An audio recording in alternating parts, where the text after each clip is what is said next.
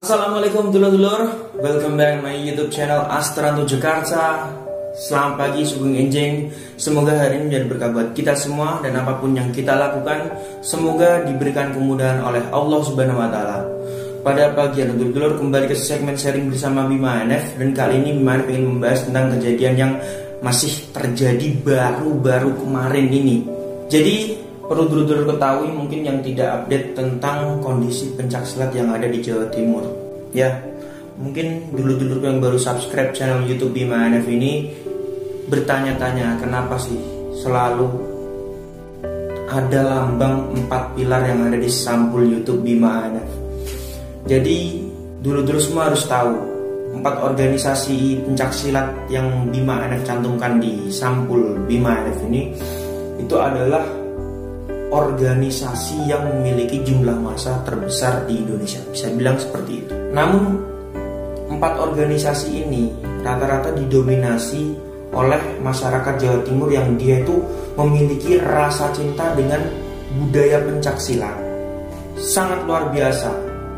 Namun kesalahan di sini yang mereka cintai ini persentase pencaksilatnya itu hanya sedikit, lebih cinta terhadap organisasinya daripada budaya pencaksilatnya, yang mengakibatkan apabila ada yang menghina atau yang merusak atau mengedit gambar lambang organisasi mereka, mereka pasti akan terpancing emosinya. Nah, pembahasan Bima NF kali ini adalah terkait dengan kejadian yang ada di Kota Madiun kemarin. Namun perlu dulu ketahui, saya tinggal di Kota Madiun sudah selama 20 tahun. Sebelum masuk PSHT, saya sudah merasakan era 2000-an Kota Madiun. Jadi dulu lebih kejam sebenarnya daripada sekarang ini. Namun, kenapa hal ini terulang lagi? Memang susah untuk menghindari pertikaian di Kota Madiun, memang susah. Karena apa?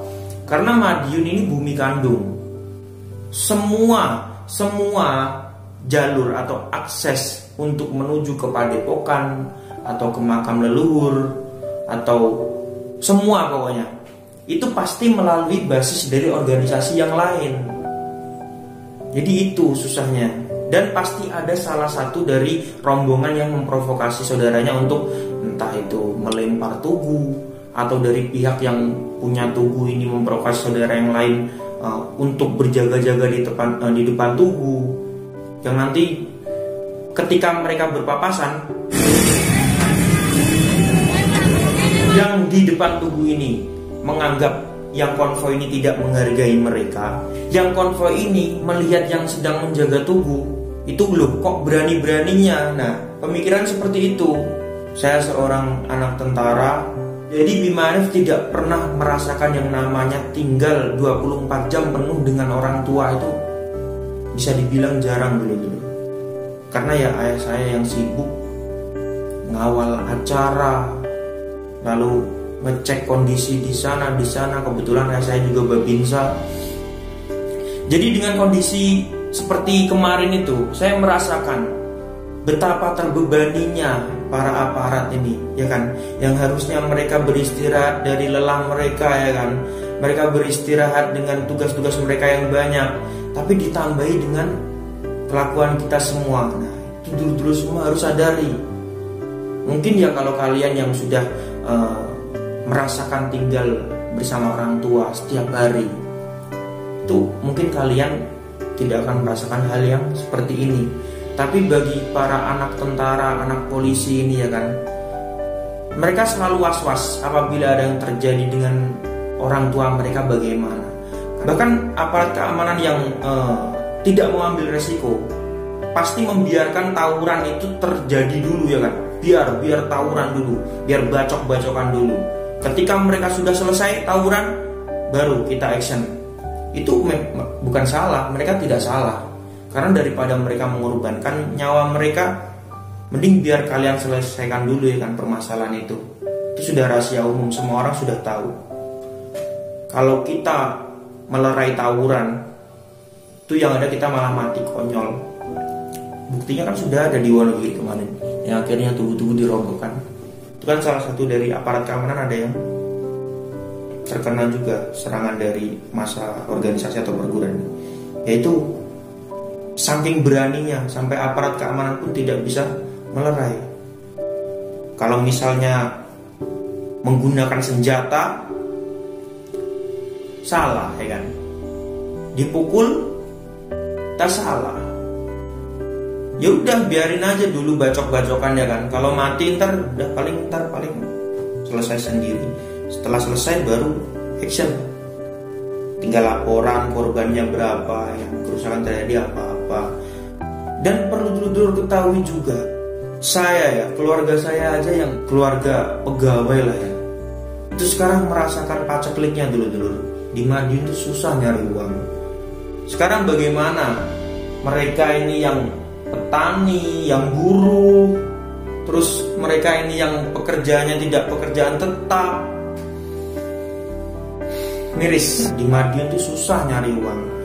Nah kok bisa gitu loh, kita semua ini tawuran bentrok, tidak memikirkan nasib pedagang-pedagang yang di sekitar kita, terus rumah atau toko yang rusak di sekitar kita karena kelakuan kita semua itu malah makin menambah beban dari masyarakat Madiun loh. Jadi semoga dulu bisa merenungkan, walaupun nanti pasti ada di kolom komentar yang berkomentar bahwa kamu diem aja, kamu nggak tahu kondisi di sini. Oke, saya nggak tahu kondisi di sana memang, tapi saya pernah mengalami fase tersebut dan akhirnya yang ada hanya penyesalan. Karena apabila kita sampai tertangkap polisi, kita bisa tidur di sel, SKCK kita jelek ya kan, di catatan kepolisian, nyari kerja susah. Cobalah kalian ini merantau ke Jakarta sini atau ke luar negeri, rasakan nyari kerja ya kan, jauh dari rumah, fanatik tuh nggak terpakai. Oleh sebab itu, dulurku, kesimpulan dari video ini adalah coba kita renungkan, salah nggak dengan kondisi pandemi yang seperti sekarang ini kita melakukan hal-hal seperti itu yang justru malah menambah kesusahan dari masyarakat Madiun. Terserah dulur-dulur mau marah atau dulur-dulur tidak terima, saya juga masyarakat Madiun. Yang jelas yang saya rasakan, saya memikirkan orang tua saya aja seperti ini ya. Susah kondisi di Madiun, apalagi dengan ditambah kelakuan kita yang berbuat onar. Mungkin sekian video dari Bima Hanef, dan sampai jumpa di video Bima Hanef yang selanjutnya. Salam persaudaraan.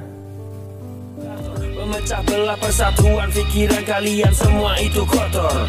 SDM rendah namun kefanatikannya tinggi, wawasan sempit lebih luas daun kelor. Ikatan Pencaksilat Indonesia, warisan para jawara yang harus kita jaga. Ikatan Pencaksilat Indonesia, naungan bela